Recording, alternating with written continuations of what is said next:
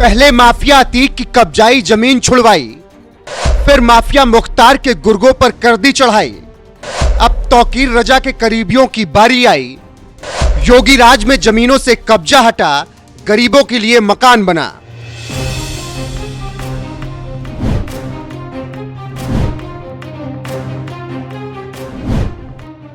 उत्तर प्रदेश के मुख्यमंत्री योगी आदित्यनाथ ने एक बार फिर गुंडे माफियाओं अपराधियों के राज के खिलाफ अपनी जीरो टॉलरेंस नीति को सख्ती से लागू करने का संकल्प दोहराया। हाल ही में बरेली में हुई सांप्रदायिक हिंसा के बाद सरकार ने मौलाना तौकीर रजा खान के करीबी भूमाफियाओं के कब्जे से मुक्त कराई गई लगभग 100 एकड़ जमीन पर ऐतिहासिक फैसला लिया है।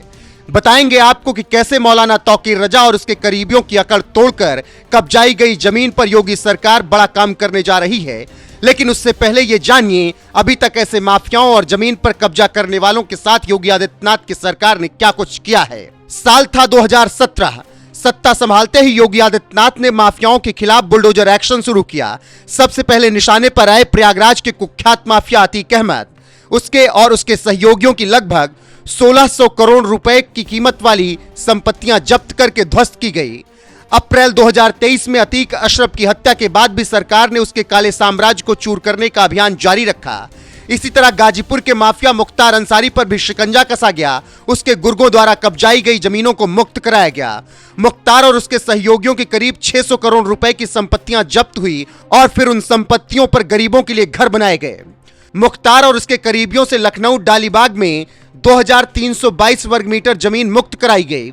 बुलडोजर कार्रवाई के बाद सरदार वल्लभ भाई पटेल आवासीय योजना के तहत 3 भवनों में 72 EWS यानी आर्थिक रूप से कमजोर लोगों के लिए फ्लैट बनाए गए। 5 नवंबर 2025 को सीएम योगी ने 72 परिवारों को चाबियां और आवंटन पत्र सौंपे। इसी तरह माफिया अतीक अहमद और उसके करीबियों द्वारा कब्जाई गई जमीन को मुक्त कराया गया। प्रयागराज के लूकरगंज में 15,000 वर्ग फीट जमीन पर 2023 में कब्जा हटाया गया और गरीबों के लिए फ्लैट्स बने। जून 2023 में सीएम योगी ने पीएम आवास योजना के तहत 76 फ्लैटों की चाबियां गरीबों को सौंपी, जो ये बताता है कि गुंडे माफियाओं अपराधियों की कमर योगी राज में कैसे तोड़ी गई। सिद्धार्थनाथ सिंह जी हमारे विधायक हैं, मंत्री रहे हैं हमारे साथ में उत्तर प्रदेश में। इन्हीं की विधानसभा में एक माफिया था, दुर्दांत माफिया था। उसके बंगले को हमने खाली करवाया और फिर बुलडोजर चलवाया। फिर उस वहां पर गरीबों के लिए आवास बनाए, हाई राइज बिल्डिंग बनवाई और गरीबों को फ्री एक एक आवास उपलब्ध करवा दिया। ऐसे लखनऊ में भी होने जा रहा है। हर जनपद में वहां माफिया के द्वारा कब्जा की गई भूमि पर, और अगर किसी ने 10 एकड़ जमीन कब्जा की है और उसके पास अगर कुछ पुश्तैनी भूमि थी तो सबको मिलाकर के ब्याज सहित वापस लिया गया और वापस लेकर के फिर गरीबों को आवंटित करके गरीबों के मकान बनाए जा रहे हैं। वो चाहे प्रयागराज हो, लखनऊ हो या फिर कोई और जगह, जहां भी माफियाओं अपराधियों ने जमीन पर कब्जा किया, योगी राज में उसे मुक्त कराकर उस पर फ्लैट बनाकर गरीबों को दिया गया। फ्लैट के लाभार्थियों में हिंदू मुस्लिम सब रहे। योगी ने फ्लैट देकर कई ऐसे लोगों का सपना पूरा किया जो कभी सपने में भी अपना घर बनाने की नहीं सोच पा रहे थे।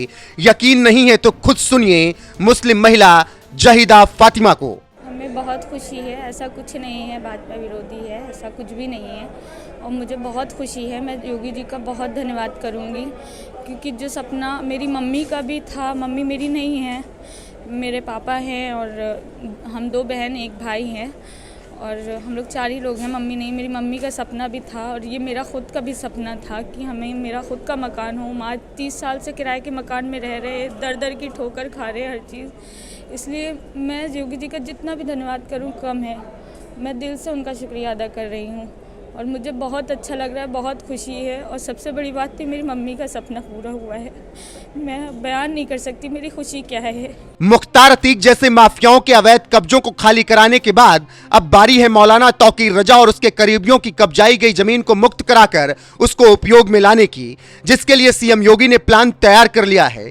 मौलाना तौकीर रजा खान के करीबी भूमाफियाओं के कब्जे से मुक्त कराई गई लगभग 100 एकड़ जमीन पर एम्प्लॉयमेंट जोन विकसित किया जाएगा, जहां युवाओं के लिए हजारों रोजगार के अवसर सृजित होंगे। गरीब, बेसहारा और बेघर परिवारों के लिए किफायती आवासीय योजना शुरू की जाएगी। ये कदम न केवल माफिया की संपत्तियों को आम जनता के हित में लाने का उदाहरण है, बल्कि राज्य में अपराध मुक्त विकास की दिशा में एक मील का पत्थर साबित होगा। बरेली में यह कार्रवाई तब हो रही है जब 26 सितंबर 2025 को आइलम मोहम्मद अभियान के समर्थन में मौलाना तौकीर रजा खान के बुलावे पर नमाज के बाद हजारों लोग जमा हुए, पथराव किया, जिससे हिंसा भड़क उठी। ऐसे में पुलिस ने लाठीचार्ज करके उपद्रव करने वालों को सबक सिखाया।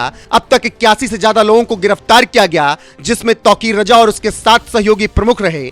पुलिस ने इसे पूर्व नियोजित साजिश बताया। 1 अक्टूबर को 2 अपराधियों का एनकाउंटर करके उन्हें गिरफ्तार किया गया। इस बवाल के बाद सरकार ने तौकीर रजा के करीबी भूमाफियाओं पर नकेल कसी, जिन्होंने बरेली और आसपास की लगभग 100 एकड़ सरकारी जमीन पर अवैध कब्जा किया था। अब तक मुक्त कराई गई जमीन को जनहित में उपयोग किया जाएगा, ऐसा योगी सरकार ने ऐलान कर दिया है। तौकीर रजा के करीबियों की 400 दुकानों के सामने से अतिक्रमण हटाए गए। डॉक्टर नफीस अहमद के बैंक्वेट हॉल 5 करोड़ कीमत का अवैध निर्माण ध्वस्त किया गया। ओमान रजा का चार्जिंग स्टेशन, अवैध इलेक्ट्रिक वाहन चार्जिंग स्टेशन तोड़ा गया। मौलाना मोहसिन रजा की संपत्ति, अवैध निर्माण पर बुलडोजर चला। तौकीर रजा के करीबी सहयोगियों की संपत्तियां ध्वस्त की गई। खाली कराई गई जमीन को योगी सरकार अब जनता के हित में लाने का प्लान बना चुकी है और बरेली के उपद्रवियों को चेतावनी भी दे रखी है, अगर ऐसे ही बवाल करोगे तो अंजाम भी भुगतोगे। सीएम योगी के बयान के साथ आपको छोड़े जाते हैं। बाकी जिस तरह से पहले अतीक अहमद, फिर मुख्तार अंसारी के द्वारा कब्जाई गई जमीन को खाली कराकर उस पर गरीबों के लिए घर बनवाए गए और अब वही बरेली में किया जा रहा है, उस पर आपकी राय क्या है, कमेंट में जरूर बताएं। कुछ लोग हैं जिनको शांति अच्छी नहीं लगती, कल्याण अच्छा नहीं लगता,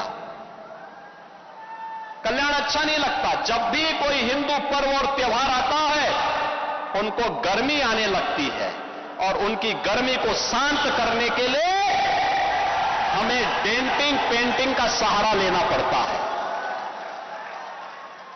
बहनों और भाइयों, आपने देखा होगा महापुरुष किसी भी परंपरा में हो उनका सम्मान होना चाहिए। आस्था अंतःकरण का विषय है, प्रदर्शन का विषय नहीं हो सकता। जिसकी जो आस्था है अपनी आस्था के अनुसार अपने कार्यक्रमों को संपन्न करे, किसी को आपत्ति नहीं होगी।